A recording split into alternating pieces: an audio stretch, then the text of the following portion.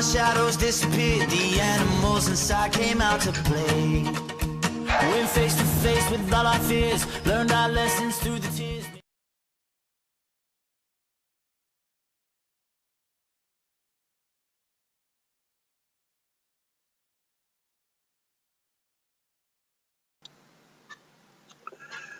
Muy buenos días, les habla Oscar Borrero.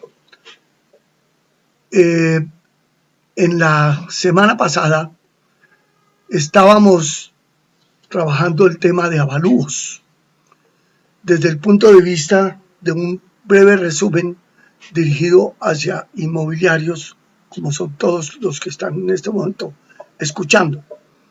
Íbamos en esta parte que se denomina los métodos valuatorios. Habíamos visto una parte general, cómo funciona el tema de la valoración, que era el avalúo de mercado, la relación entre precio, cómo se valoraba el lote, la construcción y los parámetros generales para un inmueble. Hoy vamos a hacer un breve resumen de 4 métodos que son los que identifican nuestras normas internacionales o nacionales, que son los métodos comparativo o de mercado. Se usa, por ejemplo, para el lote, pero también se usa para el inmueble completo. Por ejemplo, un apartamento ya tiene lote y construcción, una bodega, un local. El método del costo solamente se usa para la construcción. El método residual solamente se usa para el lote. Y el método de la renta se usa para todo el inmueble. Entonces, vamos a ver rápidamente una breve descripción de estos métodos. El método comparativo o de mercado no se debe confundir con comparar precios de oferta. Muchos inmobiliarios creen que salir a averiguar en el mercado, en las condiciones que están vendiendo, qué es lo que están pidiendo, porque puede haber mucha diferencia entre lo que se pide y lo que se paga. Ya lo vimos la vez pasada. En algunos casos, como los lotes o las fincas, esa diferencia puede ser más del 20 o del 30%. O sea, te piden 100 y el mercado paga 70. Eso sucede mucho en las fincas y en los lotes también. Pero en apartamentos, locales y bodegas, la diferencia puede ser menor. Hoy puede estar entre el 10 y el 15%. Te piden 100 y se paga entre 85 y 90. Pero puede haber gente que pida demasiado. Es decir, que si está esperando que le paguen 100, pida 150. Entonces es muy peligroso manejar precios de oferta. Por eso al evaluador se le enseña a hacer lo que se denominan los modelos económicos, estadísticos, lo que se denomina homogenización, que es hacer homogéneo, hacer comparable. También hay que tener en cuenta que se trata de una transacción, ya lo dije la semana pasada, no es permuta. En una permuta de una finca por 2 apartamentos es probable que se venda caro el apartamento y se venda cara la finca. Pero cuando se habla de una transacción, transacción significa en dinero y es precio de contado para el vendedor, no para el comprador, porque el comprador puede pagar con un crédito. Ya mencionamos que hay descuentos o negociación entre las ofertas entre un 10 y 15%, pero pueden llegar al 30%. Y hay un factor que se denomina actualización, y es que ofertas o transacciones de hace 2 años para atrás no se pueden corregir por la inflación. O sea, si hace 2 años hicimos una operación, una transacción que se hizo en 2 millones el metro cuadrado, no significa que podamos meterle 2 millones más la inflación, porque los índices inmobiliarios, es decir, el aumento o valorización de los inmuebles, no corre parejo con la inflación. Cuando uno ajusta la canasta familiar o ajusta el salario, sí puede corregirse por la inflación, pero cuando se ajusta el inmueble, no se puede corregir por la inflación. ¿Por qué? Porque existe valorización o desvalorización. Valorización significa aumento por encima de la inflación y desvalorización por debajo de la inflación. Datos que tenemos de varias ciudades, en este caso, por ejemplo, Bogotá o Medellín, Bucaramanga, Barranquilla, nos demuestran que llevamos 2 años con crecimiento de precios inmobiliarios muy bajo. Yo puedo decirles que en la mayoría de los centros comerciales de Bogotá llevamos entre 1 y 2 años con los valores iguales. Eso significa que si tuvimos inflación del 3 o del 4%, pues se quedaron quietos los valores de los inmuebles. Por eso no se puede hacer una corrección tan sencilla con la inflación. Hay varios métodos que tiene que aplicar el evaluador cuando hace el método comparativo y que los denominamos métodos de configuración o factores de configuración. Vamos a explicar muy brevemente cuáles son estos factores que en un lote o en un local se pueden aplicar. No se aplican en un apartamento, pero sí generalmente lote, local, bodega, pero oficinas y apartamentos no. Serían los factores de frente, de fondo, de forma, de proporción, de tamaño, de esquina, de topografía y uno que denominaremos de plotage, que al final explicaré. Por ejemplo, la profundidad o fondo. Esta curva roja les muestra que a medida que se profundiza un local o un lote, el metro cuadrado vale menos. Lo vemos mejor en un local de calle, en una vía principal nuestra que tenga locales. Los locales de poco fondo, por ejemplo de 10 metros de fondo, 5 metros de fondo, son muy costosos por metro cuadrado, porque tienen la mejor parte del local, que es el frente. Los primeros metros de un local son para vitrina, son para exhibición de mercancías, atención al público, y digamos que el público que va pasando por la calle le incita a entrar la vitrina o los primeros las primeras mercancías exhibidas. O sea que los primeros 5 o 10 metros son los más valiosos. Y los últimos metros, supongamos que el local tiene 30 metros, los últimos metros son los menos valiosos, por eso se pone la oficina o el vestier o una bodega en la parte del fondo del local. Así sucede con un lote. Un lote, la mejor parte es el frente, es la vitrina del apartamento, es la entrada del apartamento, de la oficina, de la bodega. Y a medida que voy profundizando, tendremos la parte posterior que puede ser el aislamiento, el solar o lote posterior, que es la parte menos valiosa. Eso hace que si todos los lotes fueran iguales, pues no hay ningún problema. Digamos una manzana que tenga todos los lotes de 40 metros de profundidad. Casi todas nuestras manzanas originalmente fueron hechas de 80 por 80. Hoy puede haber manzanas de 60 por 80 o 50 por 80. Pero hablemos de las originales que están en la mayoría de nuestras ciudades, en las zonas centrales de nuestras grandes ciudades o nuestras ciudades del eje cafetero. Así funcionan en la zona central de Manizales, Pereira, Armenia.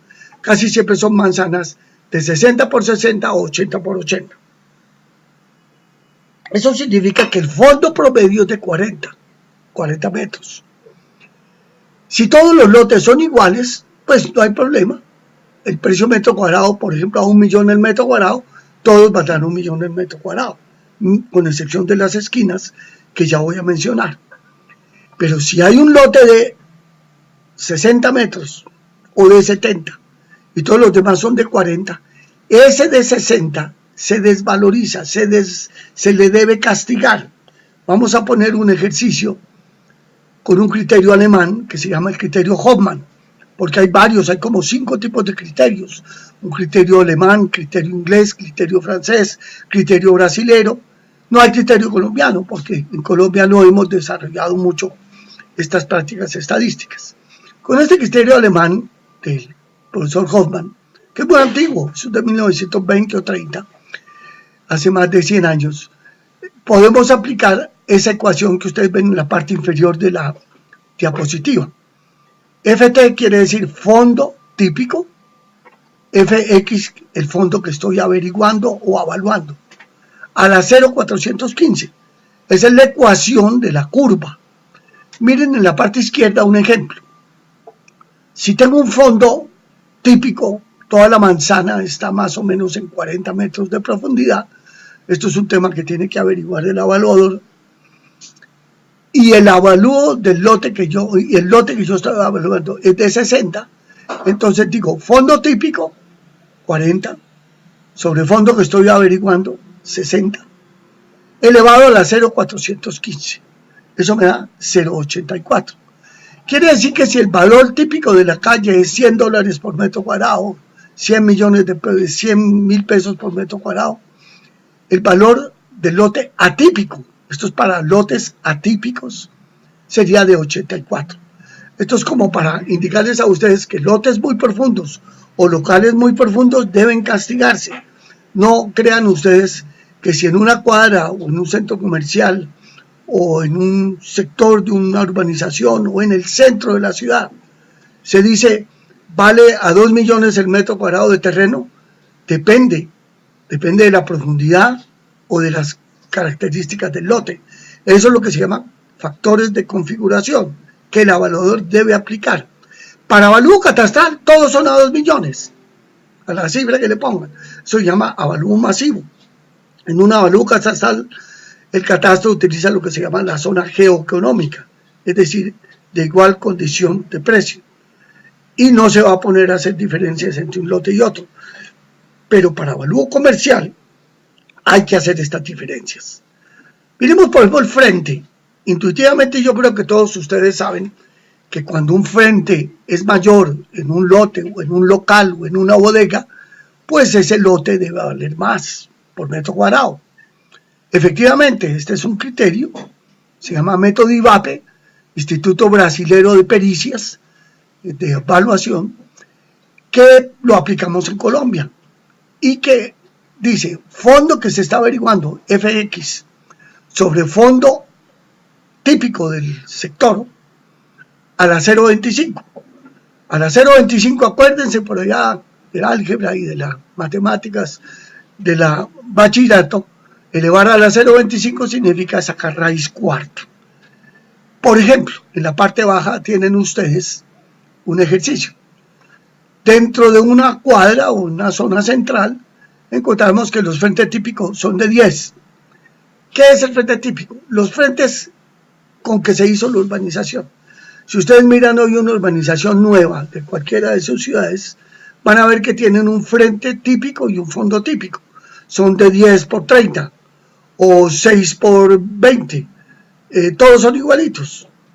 Pero en las zonas centrales, originalmente pudieron haber sido hechos seguramente un fondo de 40, pero el frente puede ser de 8, de 12, de 10, depende de la urbanización. Hay barrios de lotes más grandes que pudieron ser de 20 por 40. Entonces ese frente lo sé yo desde la ficha catastral. Digamos que en una calle tenemos un frente típico de 10 metros, pero voy a evaluar un lote de 15 de frente. Esto vale también para un local.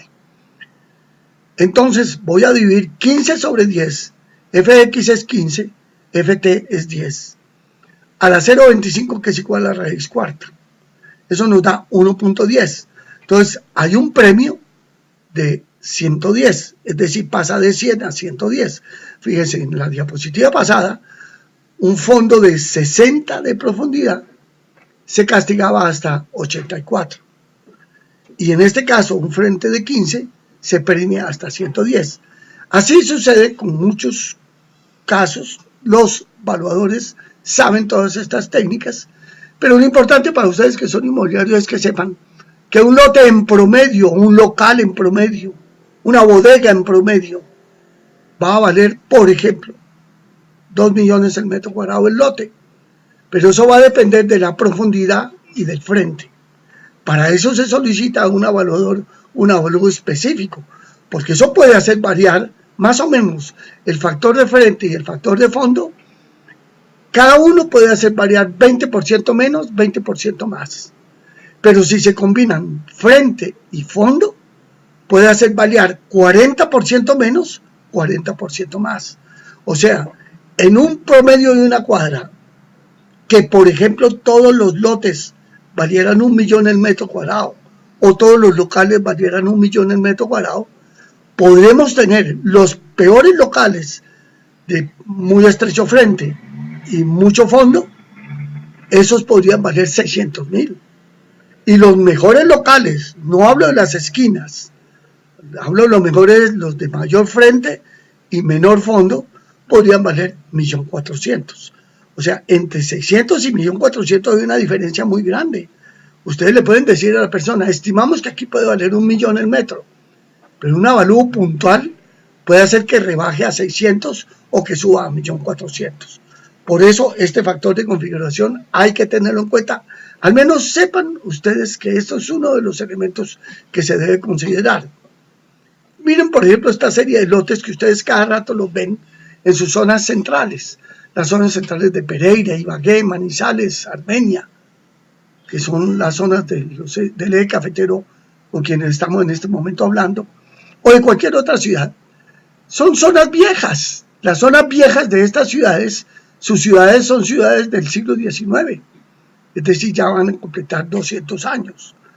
Y en 100 o 200 años cambia mucho la propiedad inmueble y se van haciendo subdivisiones. Esas subdivisiones nos muestran, por ejemplo, estos retazos de lote. No es que el urbanizador original de hace 100 años o 150 años hizo en el centro de Manizales o de Pereira este lote. No, se fueron subdividiendo. Miren ustedes un lote como el 3 y como el 4.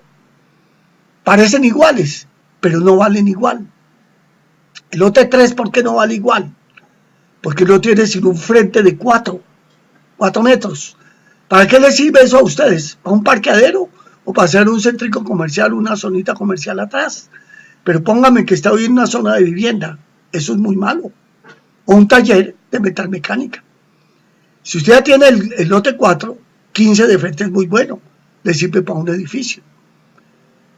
Miremos ahí el ejemplo del lote 4. El factor de forma hace que se tenga 0,71. Entonces, ahí hay un castigo de 100 a 71 por esa forma irregular que tiene. Pero miren el 5, es el mismo 4, pero lo volteamos. En lugar de tener 15 de frente, va a tener 35 de frente y los 15 van a quedar al fondo.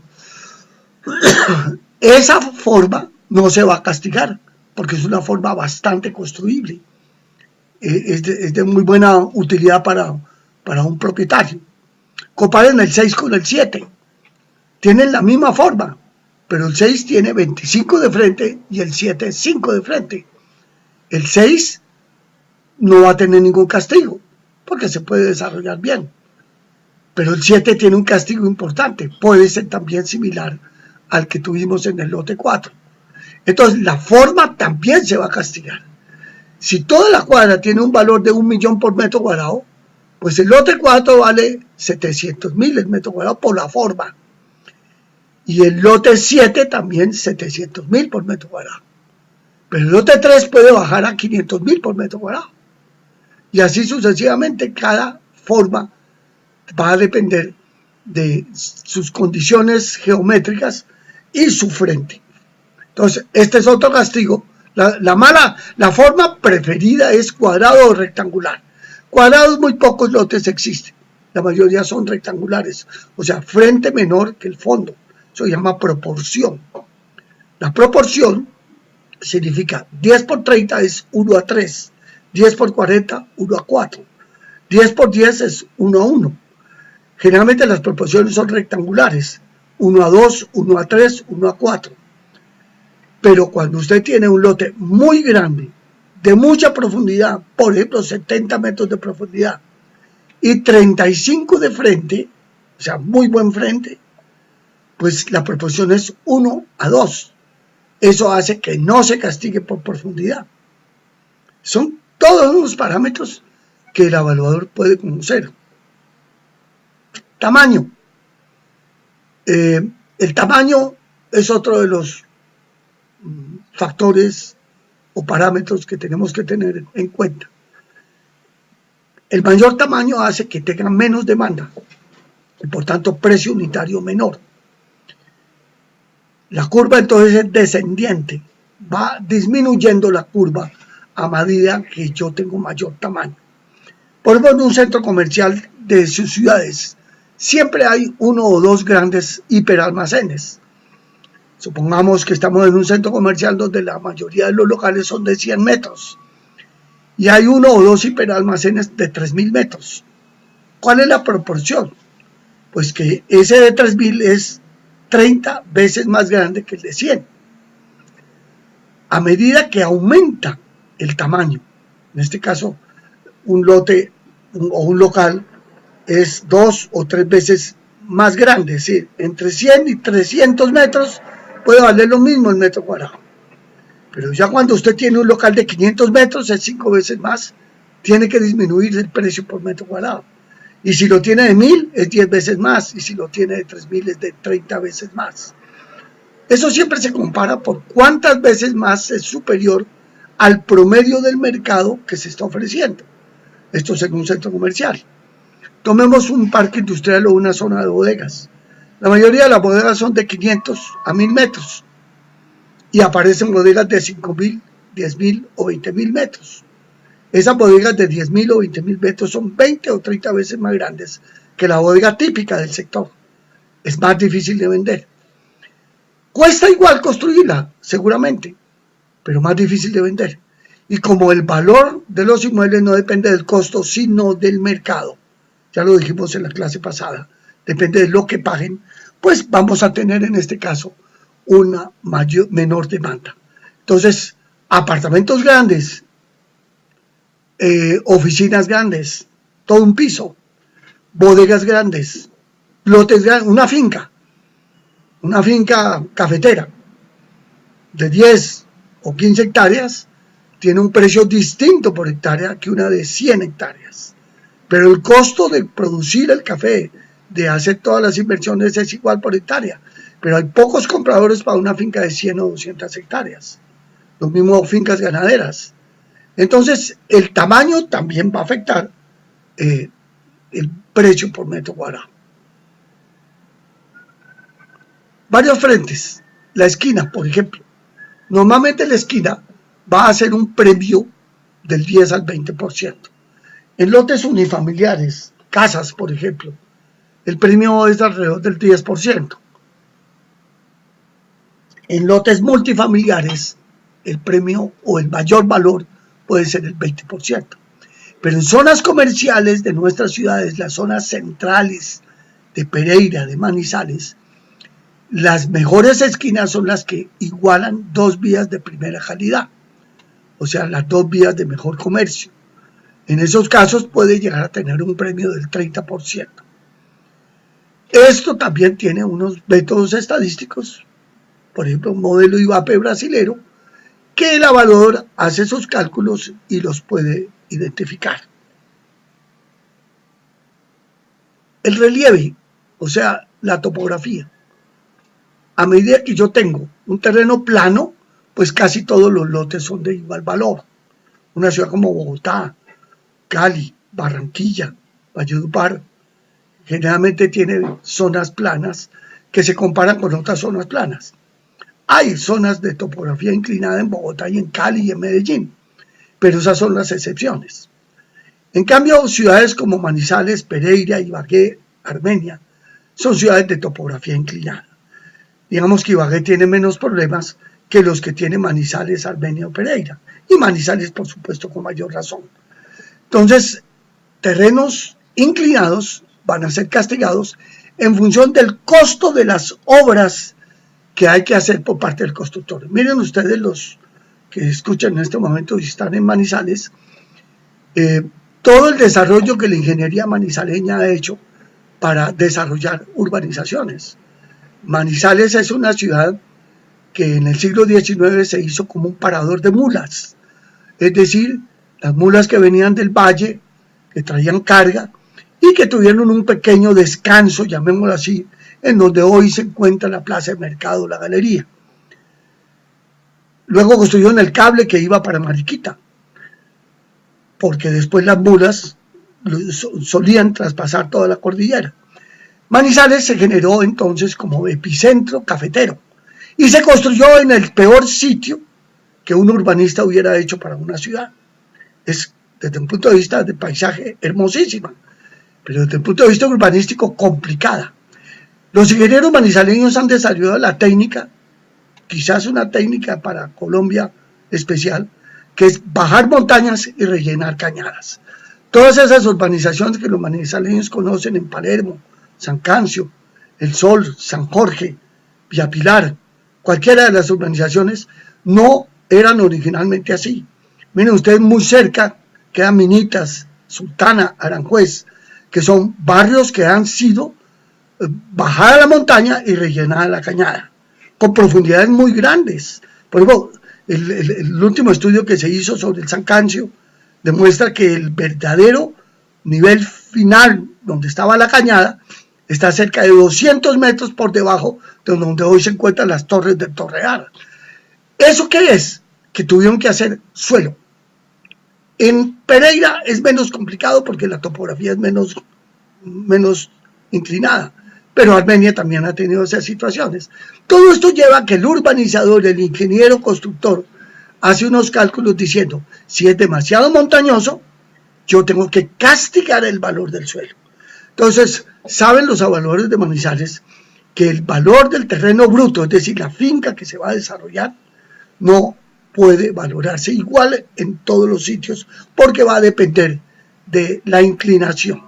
Entonces, esto es también un castigo que hay que tener en cuenta. Para quienes quieran profundizar un poco más en estos métodos, porque me han escrito diciendo dónde podemos profundizar, porque aquí lo único que estamos dando es una breve descripción de métodos que aplica el evaluador. Pues hay varios libros que se han publicado en el país. Francisco Ochoa, un colega mío de Medellín, tiene un libro sobre avalúos. Yo tengo 3 libros de avalúos. Quienes deseen en el eje cafetero o aquí en Bogotá adquirir alguno de esos, quizás el que más van a utilizar ustedes, se llama Avalúo de Inmuebles y Garantías, que es dedicado a la parte urbana y que es el material que se está utilizando en este momento para capacitar a evaluadores en el país, incluso en otros países lo hemos también enviado. Pues pueden ustedes averiguar aquí con Afidi y conseguiremos un precio de descuento especial para todos los afiliados. Y ahí ustedes pueden, si son autodidactas, pueden leerse, son cerca de 500 páginas. Cuando tengan tiempo, van haciendo las consultas y poco a poco van aprendiendo a manera de complemento a su actividad inmobiliaria para que profundicen en el tema de los avalúos. No con eso quiere decir que se vuelvan evaluadores, porque con eso conocen el método o la parte científica. Les queda faltando la experiencia o la práctica y obviamente la pueden adquirir, pero pues eso ya es un tema un poco más largo. Este es un segundo método, el del costo. Se va a aplicar a construcciones. Esa bodega de que estamos hablando o esa casa que ustedes van a vender tiene 2 componentes, lote y construcción. El lote, ya hablamos atrás de varios factores, métodos que se pueden aplicar, y costo. El método del costo parte de lo que se denomina el presupuesto de reposición, es decir, precio a nuevo. Por eso cuando ustedes encuentren ese concepto, dice costo de reposición, quiere decir costo a nuevo. ¿Cuál es el costo de reposición? Pues depende de la calidad de la construcción. De una bodega podría ser 1 millón el metro cuadrado. Si es mucho mejor la bodega, puede ser 1.500.000. De una casa, si es una casa de interés social, puede ser 500, 600.000 el metro cuadrado. Si es una casa de primera categoría, 2 millones, 2,5 millones el metro cuadrado. Es lo que denominamos costo de reposición a nuevo, que se entiende los costos de materiales y mano de obra y los costos indirectos financieros. Es decir, no se incluye el lote ni la utilidad. Cuando uno asegura una construcción, puede hacer 2 seguros, o por el valor ya como está depreciado, es decir, que ha perdido con el tiempo, o por el valor a nuevo. Entonces, el costo de reposición es la construcción a nueva. Pero esa construcción a nueva va a perder en el tiempo lo que se denomina depreciación. La depreciación puede ser por edad.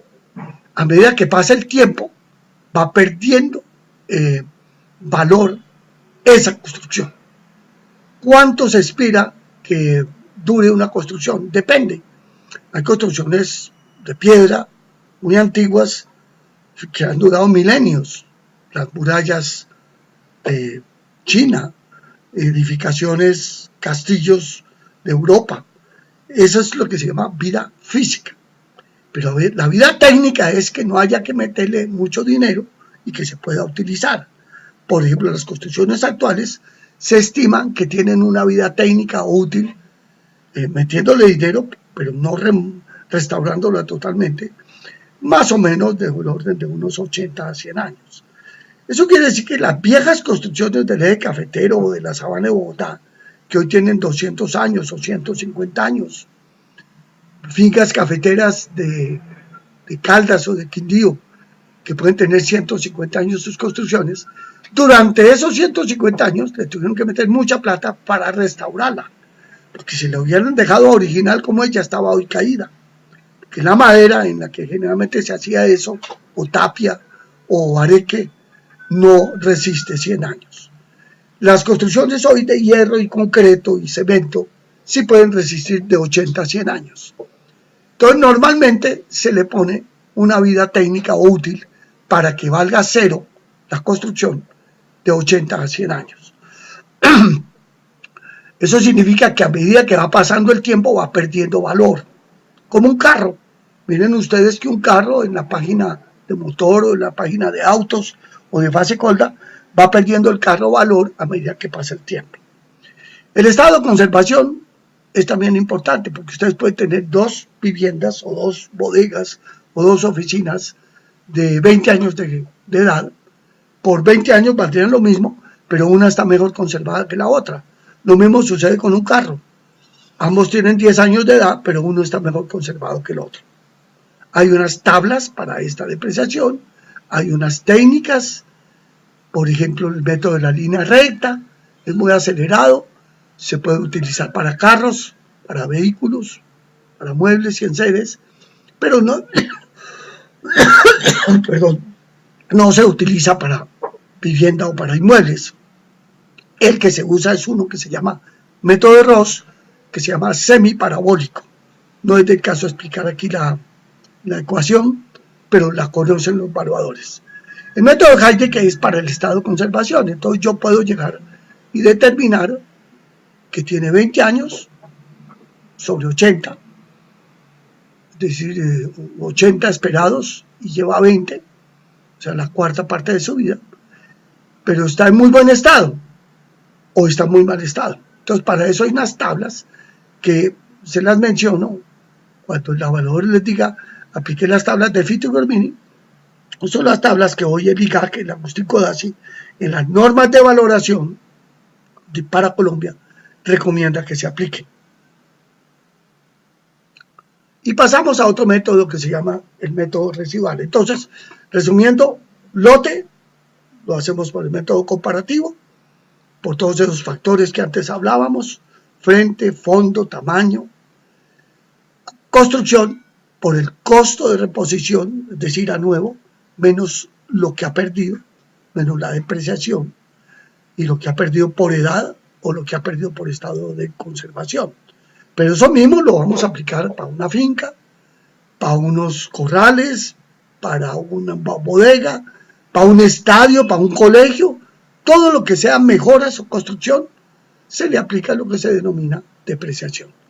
Y estos avalúos son los que les hacemos a los bancos, a las contabilidades, a través de lo que hoy se denomina las normas NIF, de normas financieras internacionales, en donde tenemos que decirle a la empresa, hablemos de una empresa que tiene unas bodegas de hace 30 años, que tiene unas instalaciones de hace 40 años, pues cuánto cuestan las instalaciones a nuevas, menos la depreciación, menos el estado de conservación si están en mal estado.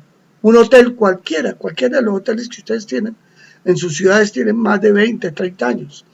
Esos se han desvalorizado o depreciado. La palabra técnica no es desvalorizar, la palabra técnica es depreciar. No usemos las palabras mal. Desvalorizar significa crecer por debajo de la inflación. Depreciar es perder costo o perder precio de construcción por acción del tiempo. Por eso la palabra depreciar. Generalmente, por ejemplo, los vehículos siempre se desvalorizan porque crecen por debajo de la inflación, pero además se deprecian. En cambio, los inmuebles pueden valorizarse, pero la construcción depreciarse. ¿Qué es lo que más se valoriza en un inmueble? El lote. El lote crece, la construcción se deprecia, pero la suma de los dos puede dar que el inmueble creció, entonces se pudo valorizar. Entonces no usemos mal las palabras. ¿Qué es el método residual? Lo usamos solo para lotes y lotes urbanos. Este es el método más interesante que aplica el evaluador y que es el que usa el constructor. Todo lote que ustedes tienen en una ciudad, lote urbano o lote suburbano, que sea para parcelación, no es para producción agropecuaria. Los lotes suburbanos de Pereira o de Manizales o de Armenia no son para cultivo, son para parcelaciones. Y los lotes urbanos, pues con mayor razón, son para construcción. Nadie guarda un lote para tener gallinas o para sembrar maíz. Uno tiene un lote, es para construir. Entonces, ¿quién es el comprador? Un promotor constructor. Y ese promotor constructor, ¿qué le interesa? ¿Qué puede construir encima? Entonces, lo que hay que identificar es cuál es el valor total de las ventas, que es lo que llamamos el potencial de desarrollo del lote. Este potencial de desarrollo del lote, estas son normas en general, permite determinar el valor del terreno a partir del precio de venta total o de las ventas. Esas ventas van a ser determinadas por la norma. ¿Cómo influye la reglamentación y los precios del suelo? Cuando el POT de una de nuestras ciudades reglamenta el suelo, ¿qué dice? Si es urbano, si es rural o si es suburbano. Ya con el solo hecho de decir que es rural, suburbano o urbano, ya está la varita mágica de subir los valores. Lo decía yo en la clase pasada. Si estamos en una ciudad, en suelo rural, podríamos estar hablando de un valor de 50 a 100 millones de hectáreas. Eso quiere decir de 5 a 10 mil pesos el metro. Si pasamos a suburbano, podemos estar subiendo a 30 mil el metro. Y si pasamos a urbano, podemos estar subiendo a 100 mil el metro. Una ciudad como Bogotá o Cali o Barranquilla no sube a 100 mil, sube a 500 mil. O sea, en la medida que la ciudad es más grande y tiene más dinámica, sube a más. Entonces, el solo hecho de pasar de rural a urbano, es decir, que el polo pasó de rural a urbano, ya hace que se multiplique por 10, por 15 o por 20, pero mínimo por 10 el valor rural. Eso es norma de POT. Pero el POT dentro de la ciudad también puede decir, aquí se puede hacer casas y aquí se puede hacer edificios. Eso se llama edificabilidad. A medida que sube la edificabilidad, sube el precio del lote. O el POT también puede decir, aquí es para industria, aquí es para vivienda y aquí es para comercio. El comercio es lo que más vale, lo que sigue es la vivienda y por último la industria. El POT, al menos en Colombia, en otros países tal vez sí, pero en Colombia, no puede decir esta zona es para vivienda social y esta zona es para vivienda media y esta es para alta. No, el mercado dice para dónde se va. Entonces no podemos decir que el POT identificó esto para estar todo alto y esto para estar todo bajo. El POT lo único que dijo es vivienda, comercio, industria. Esos son los factores de edificabilidad. El suelo en sí no cuesta. ¿A qué me refiero con eso? Normalmente, el costo de urbanizar en todas nuestras ciudades oscila de 100 a 150.000 por metro cuadrado. Súmele a eso el costo del lote rural. Lo máximo que podría valer un lote urbanizado en cualquiera de nuestras ciudades, les pongo Bogotá, es 150 o 200.000 el metro cuadrado.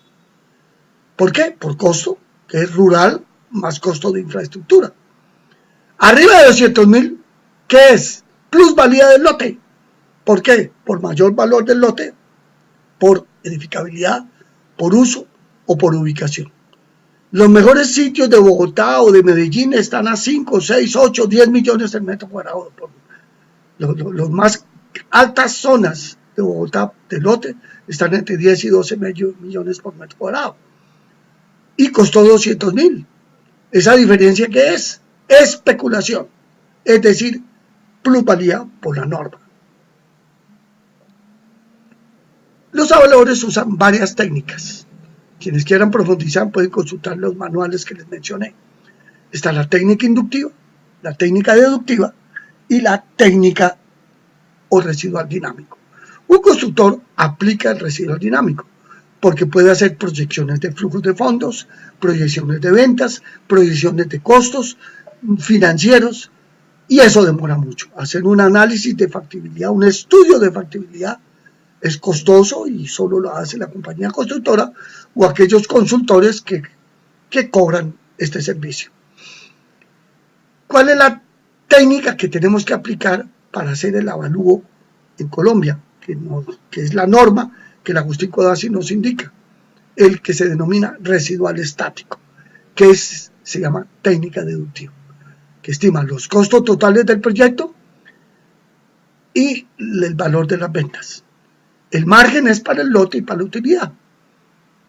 Pero hay una técnica inductiva que se la puedo enseñar a ustedes, que la usan también los constructores cuando van a comprar un inmueble, que la usamos nosotros los avaladores, que se usa para interventoría de avalúos y que para ustedes los inmobiliarios se las voy a indicar porque es la más fácil para ustedes, pero no quiere decir que sea el avalúo, porque el verdadero avalúo tiene que ser con método comparativo que ya expliqué y con la técnica deductiva o residual estática. Pero ustedes sí se pueden aproximar. ¿Y cómo se aproximan?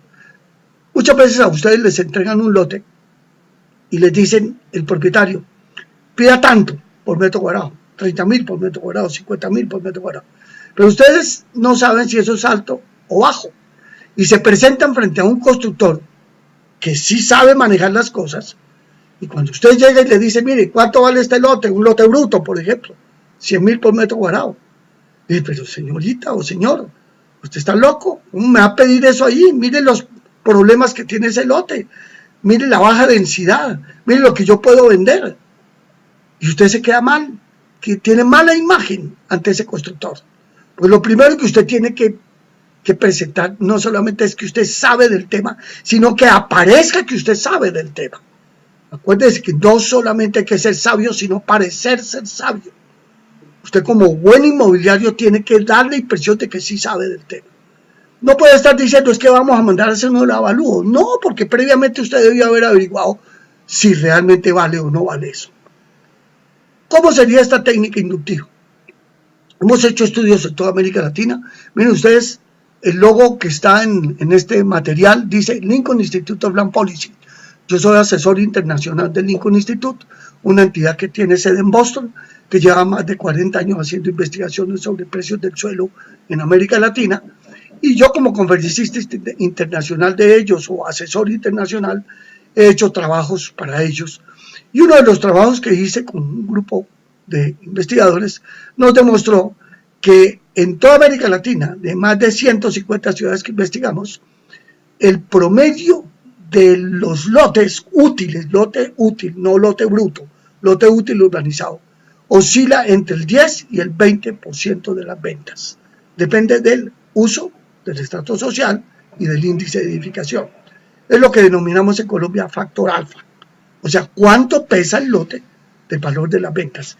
Este es el criterio fundamental para ustedes y es lo que llamamos método inductivo. ¿Cómo funciona?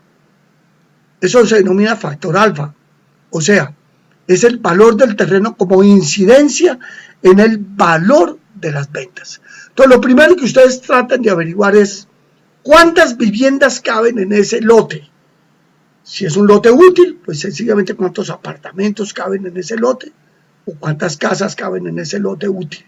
Si es un lote bruto, y estamos en el sector más difícil de calcular, que son las zonas del eje cafetero.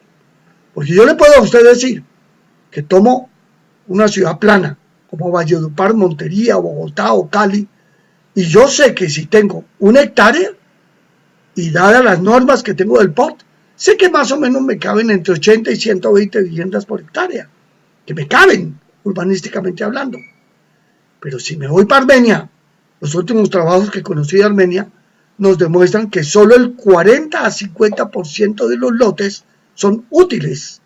¿Por qué? Porque se pierde por topografía el otro 50%. Y en Manizales puede ser algo parecido. Entonces, dependiendo de cada lote, ustedes van a poder decir, yo tengo un lote, aquí tengo 1 hectárea bruta, y allá tengo otra hectárea bruta. Pero en esta hectárea primera, que son 10.000 metros, me caben 100 viviendas, mientras que en la otra hectárea me caben 50.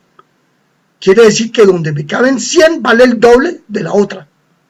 Eso se llama edificabilidad o densidad de viviendas. Entonces, lo primero que ustedes tienen que averiguar es cuántas viviendas le caben o cuántos metros cuadrados le caben. Eso es un cálculo que no es muy difícil de hacer, con ayuda de alguna experiencia, algún arquitecto, en fin, con algunas normas que ustedes conozcan. Y averigüen qué vale en ese sector ese tipo de viviendas. Hombre, son viviendas que voy a vender a 100 millones por unidad. Y me caben 100 viviendas, pues estamos hablando de 10.000 millones. 100 viviendas por 100 son 10.000 millones. Entonces, en ese caso, yo tengo que decir qué porcentaje le puedo aplicar a esos 10.000 millones. Vamos a decir entre el 10 y el 15, entre el 10 y el 12. Eso ya va a depender de la experiencia del evaluador y del constructor. Hoy hoy el país está manejando más o menos estas relaciones. Mire, esto fue un estudio que se hizo para Bogotá, no se lo voy a mencionar, pero lo que nos dice es que según el valor y la densidad, vale la incidencia. Se ve mejor en esta gráfica. Hemos hecho en Bogotá estudios, los ha hecho Camacol, los ha hecho La Lonja, en el 80, en el 98, ahora en el 2014, en donde nos dice, fíjense que en el eje de abajo, en el horizontal, dice densidad, ahí dice 100, 200, son 100 viviendas por hectárea, 200, 300, 400 por hectárea. Por ejemplo, en el año 98, para 400 viviendas por hectárea, el precio del lote útil era 13%. Y en el mismo año 98, para 100 viviendas por hectárea, era 25%. En el año 2014, el último estudio que hicimos, esa curva se desplazó más a la derecha, no la tengo dibujada, ni tengo cómo hacérselas acá. Pero quiere decir que si para los años 80, en Bogotá, voy a ponerme en el ejercicio de 300 viviendas por hectárea, o sea, un índice de 3 metros cuadrados construidos sobre cada metro de terreno.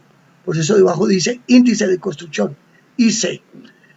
Para el año 80, en esta gráfica, pesaba el 10% el suelo.